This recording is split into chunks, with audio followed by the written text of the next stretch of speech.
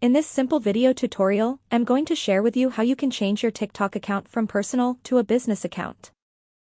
Switching your TikTok account from personal to business is essential for serious creators. It unlocks analytics for audience insights, promotional features like ads for broader reach, and signals professionalism, paving the way for collaboration and growth. To do this, simply open up your TikTok. On your profile page, tap on these three lines and head into your settings and privacy. On the settings page, tap on the first option of account. You will then select onto this option of switch to business account.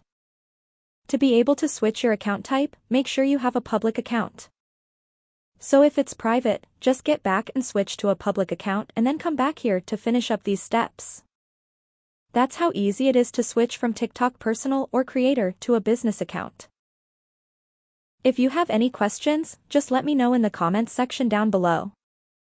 Please don't forget to leave a like, share and subscribe for more video tutorials like this one.